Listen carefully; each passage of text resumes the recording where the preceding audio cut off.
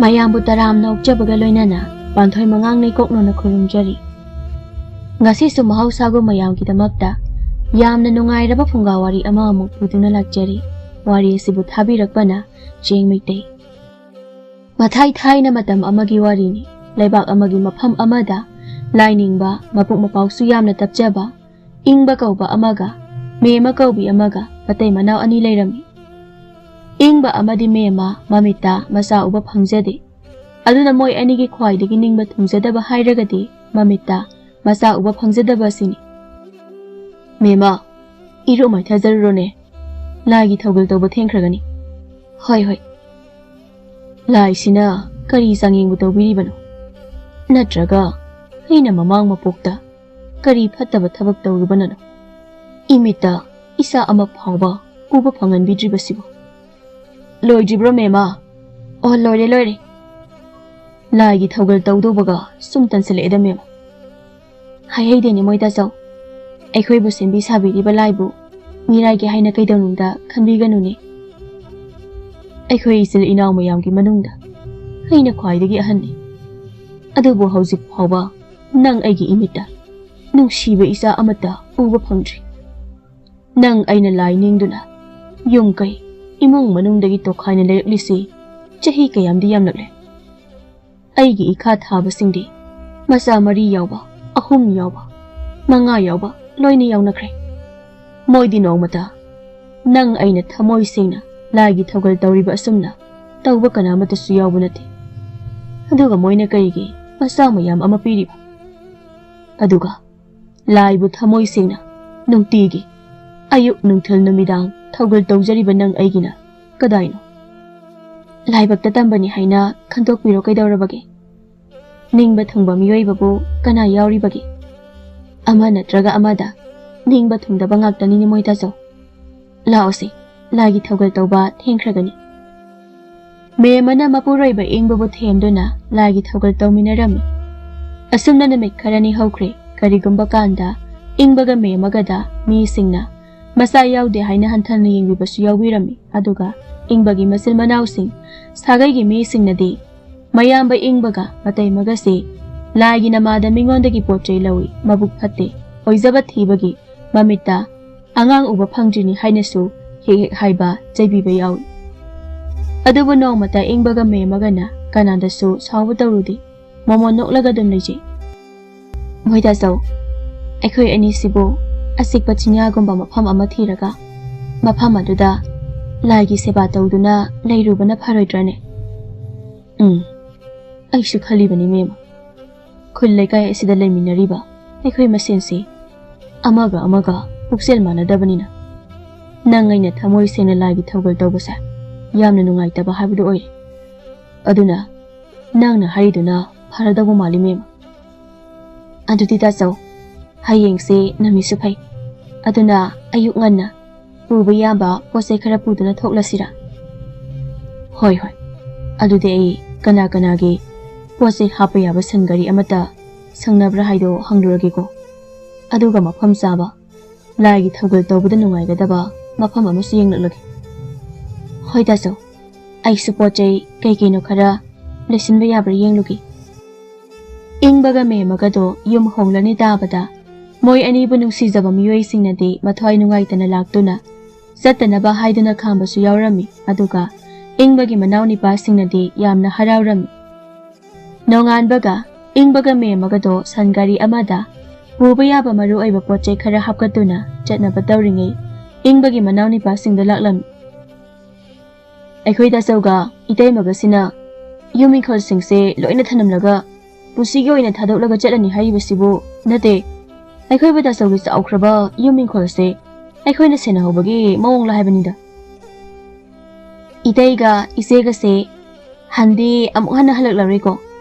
ꯍꯜꯂꯛꯑꯔꯣꯏꯗꯕ ꯑꯣꯏꯔꯗꯤ ꯏꯇꯩꯒꯤ ꯌꯨꯝ ꯏꯪꯈꯣꯜꯁꯦ ꯑꯩꯈꯣꯏꯅ ꯏꯪꯈꯣꯜ ꯀꯣꯏꯁꯤꯟꯕ ꯌꯥꯔꯦꯗꯅ꯫ ꯏꯪꯈꯣꯜꯁꯦ ꯅꯣꯏ ꯈꯛꯇꯒꯤꯗꯤ ꯑꯣꯏꯕ ꯌꯥꯔꯣꯏ, ꯑꯩꯈꯣꯏꯁꯨ ꯏꯪꯈꯣꯜ ꯀꯣꯏꯗꯣꯏꯅꯤ꯫ ꯀꯨꯁꯤ ꯔꯥꯁꯤꯗꯤ ꯄꯪꯇꯧ ꯇꯧꯅꯒꯨꯝꯁꯤꯗ, ꯑꯩꯒꯤꯁꯨ ꯁꯔꯨꯛ ꯌꯥꯎꯔꯤꯕꯅꯤ꯫ ꯃꯧ ꯃꯁꯦꯟ ꯏꯪꯕꯒꯤ ꯌꯨꯝ ꯏꯪꯈꯣꯜꯗꯣ ꯄꯥꯝꯗꯨꯅ ꯃꯨꯟꯅꯔꯛꯏ꯫ ꯃꯅꯥꯎꯅꯤꯄꯥ ꯌꯥꯏꯃꯅ ꯇꯥꯆꯧꯒ ꯏꯇꯩꯃꯒꯅ ꯆꯠꯇ꯭ꯔꯤꯉꯩꯗ ꯌꯨꯝ ꯏꯪꯈꯣꯜꯁꯦ ꯀꯅꯥꯗ ꯁꯤꯟꯅꯔꯝꯗꯣꯏꯅꯣ ꯍꯥꯏꯕꯗꯣ ꯍꯥꯟꯅ ꯍꯥꯏꯔꯝꯃꯨ, ꯅꯠꯇ꯭ꯔꯒ ꯆꯞ ꯃꯥꯟꯅꯅ ꯑꯩꯈꯣꯏꯗ ꯌꯦꯟꯊꯣꯛꯄꯤꯔꯝꯃꯨ ꯅꯠꯇ꯭ꯔꯗꯤ ꯇꯥꯆꯧꯒ ꯏꯇꯩꯃꯒ ꯆꯠꯄ ꯌꯥꯈꯤꯔꯣꯏ ꯃꯅꯥꯎꯄꯥ ꯑꯃꯅ ꯇꯥꯆꯧꯒ ꯏꯇꯩꯃꯒꯅ ꯈꯜꯂꯤꯁꯦ ꯀꯔꯤꯅꯣ ꯇꯥꯆꯧꯒꯤ ꯌꯨꯝ ꯏꯪꯈꯣꯜꯁꯦ ꯑꯩꯈꯣꯏ ꯃꯁꯦꯟ ꯃꯨꯟꯅꯕꯗ ꯁꯤꯕ ꯅꯥꯕ ꯊꯣꯛꯅꯕꯅ ꯊꯑꯣꯏꯒꯤ ꯁꯤꯟꯕꯤꯔꯣ ꯑꯩꯒꯤ ꯅꯨꯡꯁꯤꯔꯕ ꯏꯅꯥꯎꯁꯥ ꯀꯔꯤꯒꯤ ꯑꯩꯈꯣꯏ ꯃꯁꯦꯟ ꯏꯪꯈꯣꯜꯁꯤꯒꯤ ꯈꯠꯅꯗꯣꯏꯅꯣꯅꯦ ꯅꯣꯏꯒꯤ ꯑꯗꯨꯛ ꯆꯥꯎꯅ ꯏꯄꯥꯒ ꯏꯃꯥꯒꯅ ꯌꯨꯝ ꯏꯪꯈꯣꯜ ꯑꯃꯃꯝ ꯁꯥꯕꯤꯗꯅ ꯄꯤꯕꯤꯔꯝꯂꯕꯃꯛꯇꯗ ꯀꯔꯤꯒꯤ ꯅꯌꯥꯝꯕ ꯑꯩꯒꯤ ꯏꯪꯈꯣꯜꯁꯦ ꯃꯨꯟꯅꯗꯧꯔꯤꯕꯅꯣ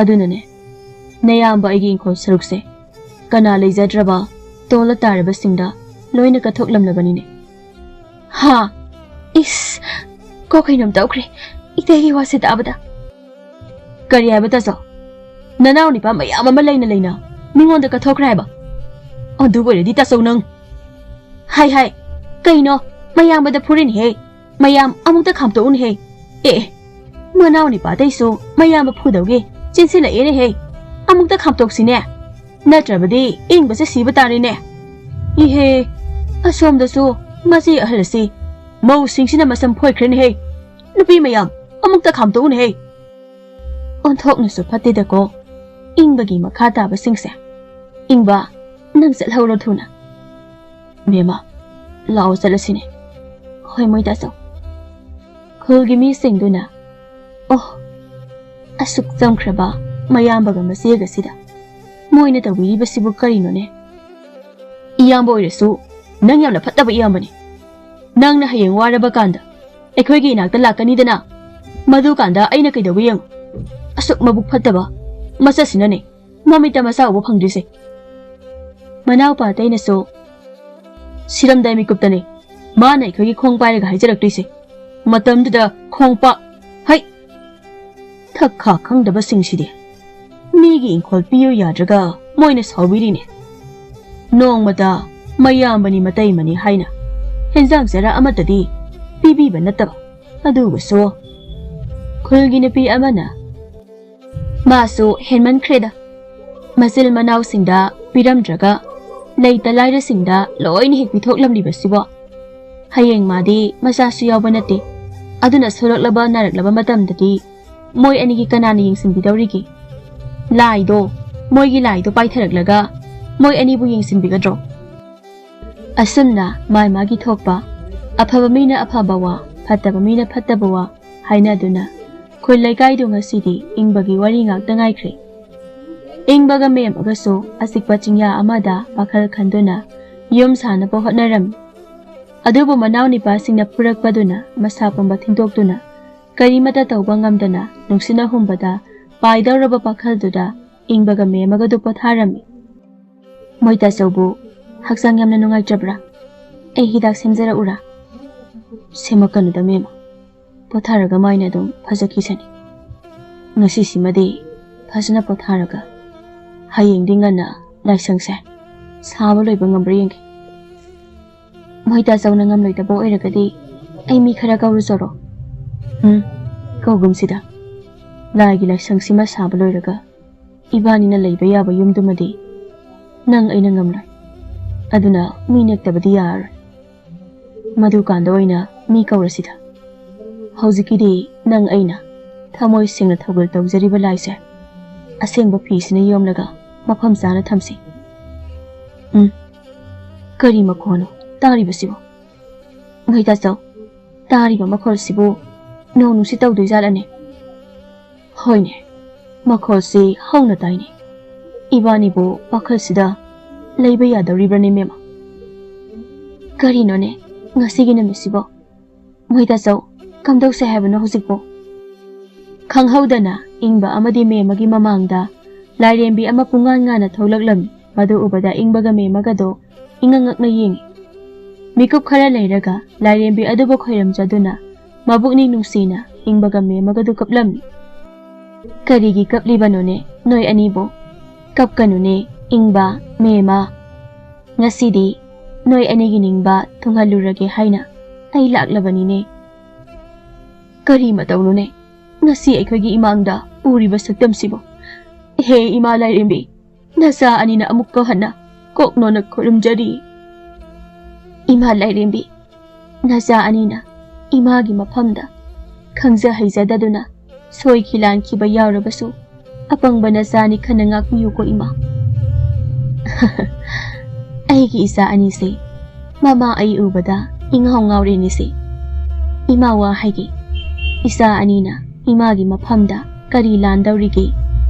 Isa anidi pukchel chawba thamoi sengba aigi asengba manaini. Adunani ngasidi isa anigi waraba mikupsida imana ningba thunghalurage haina laklibanini. Asengrani ima. Hoini ingba ngasidi imana noi anigi na phamda nungsiraba matik mayai leiraba nasanupa ama piradabanini. Ingbaga me magana matik mayai leiraba akhoi anigi isanupa ama ima lairemina pibirani haiba. Khanghaudana lairembi adugi makutta yamna nungsiraba angang nupa masa ama thogalami aduga ingbaga me magada sinarami. Lairembi aduna amukasu ingbaga me magagi phazaraba nungsiraba yum amaga laisang amaga su pibirami aduga amung mangkhirami. Ahingdumadi ingbaga me magadu tumkhidre angang adu yengjaduna talaikre. Nongan bagadi sansenba nupa anina. Koinune akhoi anina hoji uribasibo ngarangdi lehaudabanida.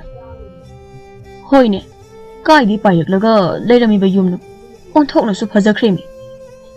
Yumdana tene laisang phajaba amasu yawrini. Natraga ibanina ngarang ganza tak takai thaklubaduna akhoi anigi mitta seral tural ngakta uriba jalo.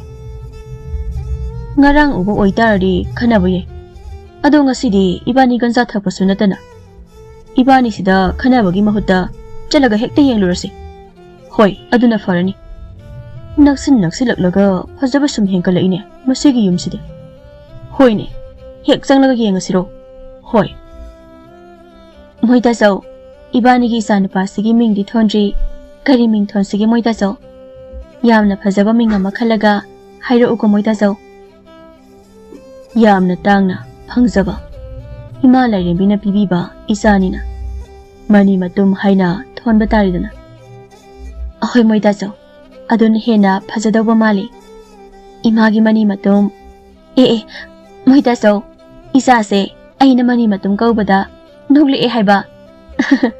As nuksiba na loireda aigi thawai mani matum sidi moidi kana no sibo koino masa poktaba lining ba matai manaudubu natrane sibo mani ne moi ani bo masa khangdaba mi bu leibo ado moi ani se khul thadolaga chakre kaina khul khudingi ningfung angnari sidi chumba oidana chumlani ado moi yim sibo ahing amada yam thuna adusu khufaza machadana saba hekta ngamgadrani thamoi sengna lining jaba migide saba ngame haina bani moi ani so thamoi sengba afa mini kainu kana no ne thongal da leptuna asuk muna aikhoida yengduna lairibasibo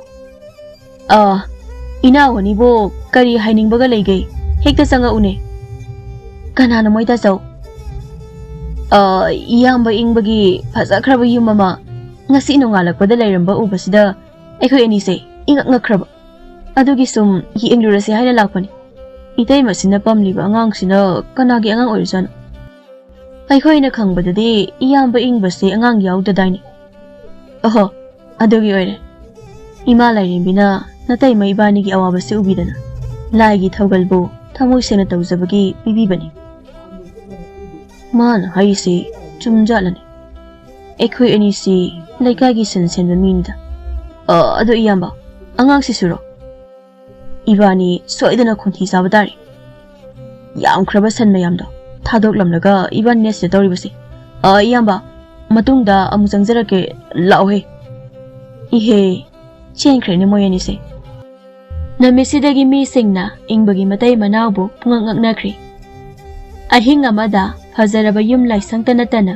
hajaraba angang amasu lairamba aduna kalak khambalba atopa mida natana ingbagi masil manaw singnadi ingbabu phajana amata hairamde aduga afaba miyoi singnadi ingbagi manakta laktuna laiten khoiramba kaya ama tawrami asumna tha khara haukhirami nongmadi numidang amada Thabak suningdana nungaiba pamba nupa mangana ingbagi yumda laklami. Ingbagi yumse sana lupa mayam ama lei hairi adunani ingbana ahing amada mayum saba ngamlibase. Aidi magi laisangsi thongse phakairaga oina yengningli. Laisangsi manungdani bu haini ingbana sana mayam ama losinduna thamlibase. Laisang oigera yum oigera ngasidi araiba mayum sidagine huraladamni aduna ikoi mai mi loina khumjinarohei. Ingbaga me magadi masanapa mani matunga imungda kanda sanari ado moi matei manause laiga loinai tinai hai sumjalo as ore parida bawani da adu maina hairadi moina rosiliba sana lupa singdu mina loba kiyedana angang sisu lairaba imung amadagine sana piraga onabane haibani moi anigi maramda aina thigat payaba loina thigatlamni matai manausina mayum inko sagai na dei loina thadok lamnaga chingya sida taminna lining bagi namada laise atai gi natine moi ani na losiliba sana lupa mayamdo masdil mana sagai na dei singna lawgi hairakani na kibe oiramlene nang na haibo ase chumdi yamna sunggan mane chumdadi kain aise yamna singba mini ne thabak ama tawbada yamna munna khalaga thigatlaga tawba mini ne hoi chummi adudi nang hana yumsida changone hoini changeni mi kanamtana su khanglai uridabasibu thongse hekta kawkhairaga changeni ado moi yumsigi thongdi pansu pandana kaino aisibu yumdabu thong pandebo tu pandi noi marisu yumsigi akoibada chalaga yengune hoine pandene thongdi lardana thongnawsu pande haba adudi moide yumsidagi kamaina thogliba changliba moi matei manausi yamna singwa matei manawni huralba jangakpa ngamdanaba haiduna thongnaw phawba mi ataina khangloi uridaba maongda losilibani kamdauba adudi huralba toktare kaigi toktoino laisangsi oina phaklosilao hoi lao lairembina piba yumga laisanga oibanina huralba sing adu makok ngawrami sigi laisang sisu thong pansu pandana kamaina tawse habana ikoi karina tawrisina sana yamna paiba leiba mini hek tawthorakpasi yamna ngaktro laisang si phawba thong yahandemi adudi laidi kamaina thoko sangba tawjan hoine laige loina sor phunda siba tarini ado ekoi ngasidi yumsidagi sana hurandaba sukya yadeko hurandradi ekoi manga khutta yot thangjau pairaga thabak suba mu chanani ngamaroi thabak suraga hingba kaidadi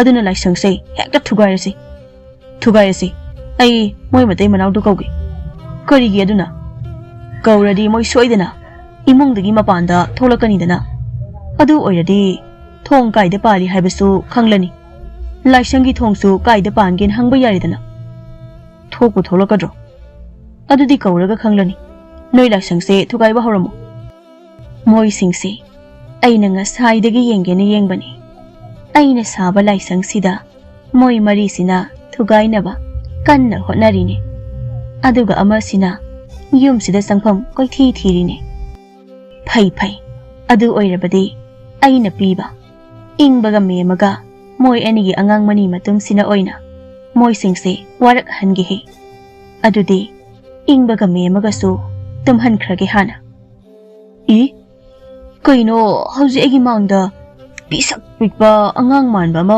samlaga chenkibado kaidarjana mana koilaw lawsina hoima angang macha ma aigi karangdile sanaraga leire manga duda wathi taroga leirabo I kaino laisang manungda kana thileisiba ima laisang manungda angang macha ma kanna kape sibu kamaina no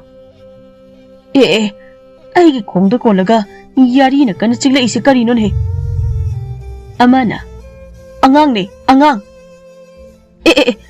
to kanu ne aigi lengjumda angang pitru ama kolaga leire angang se amta lawtharu lao aigi furit manungda changkhre aigi di khongda kana kolaga leikre angang se kayano kai dino angang api pamayam sibo hural basingdo angang duna angakpa maongda kihan khanganba tawduna laknarami. Aduna huralbasingdu kimandana mai magi thokpa lauraga kana chenkhirami. Asumna ingba matai manawgi yumda mina phattaba tawba amata lairembina lemna tharamde. Adubu phattaba misingnade ingba matai manawna but sanaraga anakpada leiba khulleikaigi miyoisingbu kihal khangali hainasu mingonda phattaba aranba wa mayam ama santoklami. Chahi kharagi matungdadi moidaso isamani matunga leiminabro leiminadene hauji waida nanga sanahudaine. Hoi aiga sanaminarambani. Aina imungda mikup matang changlubada amuk leiramdrini.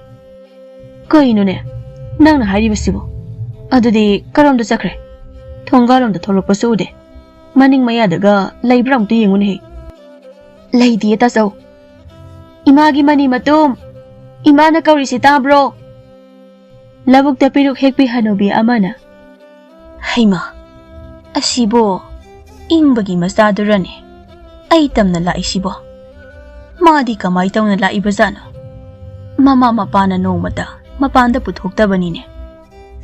Bubok bubok haune haune onthokna sunungsi kremi nang bukaidano namaga napaga na pakhatpada loiramani mi. Bubok kai heklino piruk hekline bubok se kaigi heklino piruk si heklaga a kai thelda yondoiba aduga ne chengwan doiba. Bubok wadro waye warasu hekta yadabani bubokidi mateng pangbinaba kanamta leite aduna ne heklaga yondoribani yolaga sengwandoiba aduga amu sengdo thonglaga chadoiba. Bubok piruk chage piruk piyo ha buboki khitang se charage hairo hoi hoi isuna chaningladi bubok pijage se ngaikho ko bubok phattaba lokthokige se charo charo haima sakla mana loiram labazani dana loina chakrini aina hekpado loina isu sibu chahibu kaya suram lagadagine manga suram ladrane adubo hei singba mapangal kanbadi chahi taraga manaida. Buboki sengwana ba aina loina chathokre bubo kamain tawni amuk heklaga loiredana ado isubu yum phawba bubok thinbiragedana talle ai waye yumda adum leibado piruk haure kaida haudeda karom chakragene he hojiki angang dubo da chatana leiramene onthongna thukreda sidia aina tanaba sungam roini moi mapaga mamaga dubo karimata khangdabaran he ha aidi pirukse kadaidagi amuk thini khare yawbudusu angangsina loina hek kaino aigi piruk hapagi khawsidi chengna pik thana yawramlibasibo hojiki ingbagi angang dunaran he khulgi mi singna kanagi angang nune he mathanda laibasibo asibo lainingba ingba memagi masadurane yengune moi anigi angang se lagi masabu male haiba moi anigi masa oiba tarabadi chingya-dagi angang si mathanda khulsitana karamna laibanone hoine soidana mamaga mapaga yawraamganida moi anigi masa hainune areiba masa hayune leigera khungera moi anigi masa oire khulgi miyoi kharadi mani matamgi nungsiraba matau lai manba masaktuda pamningduna amana muglau amana mupam tawrami adubo khara amadi yamna saurami mathong maram khangdaba mapa mama asengbasu khangdaba migi masa huralaga yo irasu khangdaba angangsida aikhoi mayamna yengnadana pamdanaga tawri sibu karigino thadokhrone ingbaga memaga sina laigi namada aikhoi khulgi singkhong singya si sum tek tek tawraga loksun khidawrabaniko masi aikhoi ngalingeida khana hobana phai yenguni mayam chingya sigi akoiba saruk singse moi anina uwa hailei mayam ama thajindana tawrise tawnu yade hayuragana changluba mi khaisu ingba sina maral kaya pisilarega lai sanaraga but thadokdana leire aduna kanamta changba ngamdre Magi misang sanggadaba apangba mi khaidadi magi bhuto kemta tahondene. Adunane ngallingai dai khoi khul anapka mari manga se punsile rega watanasi. Aduga ingbase tanthokrasine. Ingbade adugumba mi natabani he. Mabuk mabaw yamna phabani. Mana sem sariba mayam se noi ekhoi gini. Tungi haurakliba naha mayam gini haibani ne. O ini apang bihoi sine. Ingba na moithem tawraga thamli se. Masagi mayum ingkhol phawba masil manaw khul lekai da piramdana mingoda pithoklamba misnabu aikhoigi kari afaba tawrak tawriba. Mana tawriba mayam sem sariba mayam se magi oinaba aduga kona mingonda yondana ma nungainabane khangzelo ine. Khul lekai mi singdo ingbaga memaga gi maramda wa mayam ama ngangnarakle. Aduna afaba mi dagi phattaba mi na masing yamba helami. Phattaba mi singdugi marakta ingbagi sagagi mi na iyam lammi. Tanzadu da ingbaga memaga so masanapa thiba lakpada miyamdogi marakta yawraklami. Hai ingba nangi nasanapa se aina pamline se nasanapa se lauraga noi ani yumda thuna hankro. Hoi se ado kai tawba yawbage miyam asina pulisibo. Kaisu tawde noi ani angang se uragane yamna thuna chatlone. Moida saw angang do ipamlaklagi lao salasi ay kiba phawaiba. Ingba nangai ko wari sakisi. Nang na laigi namada khulgi sing makhaisi nang na uwa haira thajilaga nangi loina loksin khidawreni. Nate nang na tawrisi karino ha. Khullegai leika haibasi nang kawrabo natraga usitira.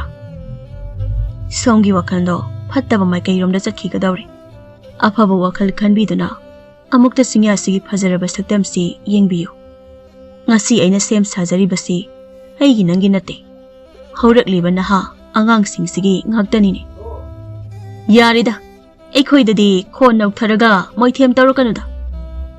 Ingbagi masil manaw singna tasawna namina karamdana tawriba mayamdo khulgi mi singna loina khangnareni. Aduna tasawna ekhoida asingba musarakanuni. Salase tasaw kanade tanthokrase phattaba mide pokminarasu ekhoiga mari leinade. Asuk phattaba yambasibu kamaina tawuno khangdine. Masil manawgi khandaba mine hena lumna khanba phattaba yambasidi. Khul lekai phattaba mi singdo ingbana phana haijarabasu tabibagi mahutta induna tanthoraklami. Ingbaga memaga angangdu pamduna yumda laklami. Ingba mathoi nungai tabana kapsu kaplami. Mapana kapatu mani matumna yamna nungai ramde. Sausu yamna saurami. Namitugi namitangi matam yorakpadadi anakpada laiba khul lekai phattaba nupa mayam ama ingbagi yum thugaiba ingbabu tanba laklami. Moita saw khulgi miyam ama ekhoi tamna khutta mainam paiduna laibasibu karigino. Ha kari heba angang si pamumema ai wari sagi namana sa mapana tholakanuko thokhini wata saw ai yamna ki ngasidi kishu tawrini mema nangna ipa pakhalabadi nangna pakhatpa uraga isamani matumse hena pakhat kharnine. Ingba mapana tholo wari sasine. Karigi wari sadoino yumse mai tharga hekta taladawbanine. Mai thajringaida imungdagi arei posai singthiraga lokthok sanaga yamna lei haibani adu hana lokthok Baba mapanda thokranuwo ayi manakta leyo baba. Isase kibana loire thokpikhranuwo moita saw. Baba lao kamdawni tawriside. Karigumba mapanda ekhoigi yumsi thugai khai tawraktuna mai ka tharaklabadi. Baba kishu tawri pakhatkanuwo. Moigi yumsidi thongnoksu amatta phate he. Sidi kamaina manungda changdoiba. Thugai basu changde yamna kaline. Ingba mapanda tholaune he.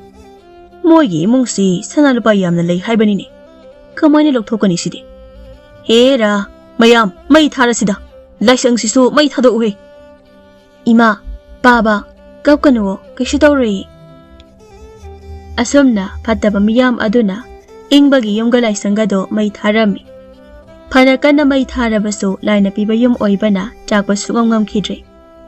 Nonganbagadi phattaba miyam adugi masapumba laithong pagtuna masapumba paiba singba wangang bangamdaba mana tadaba mamit udaba makhong singba loina tawrami.